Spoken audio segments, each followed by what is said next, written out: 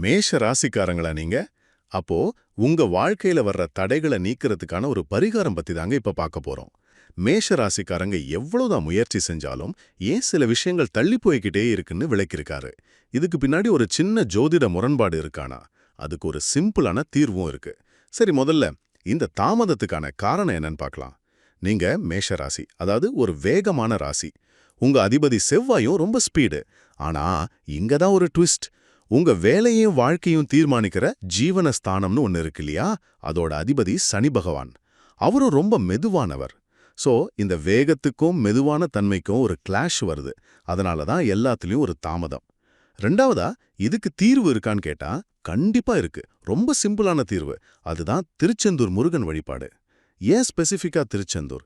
ஏன்னா அங்க முருகன் குரு பகவானா மட்டுமில்ல, உங்க தாமதத்துக்கு காரணமா இருக்காரே அந்த சனி பகவானோட அம்சமாவும் கும்பிடப்படுறார்.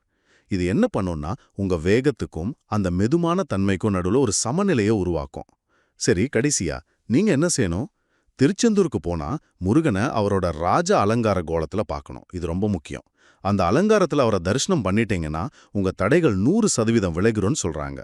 கூடவே கோவில் வாசல்ல சின்னதா ஒரு தர்மம் பண்ணீங்கன்னா சனி பகவான் இன்னும் குளிர்ந்து போயிடுவார். மொத்தத்துல உங்க வேகத்துக்கு தடையா வர்ற சனி பகவான திருச்செந்தூர் ராஜாலங்கார முருகன் வழிபாடு மூலமா சமாதானப்படுத்தி உங்க வாழ்க்கையில வெற்றி பெறலாம்.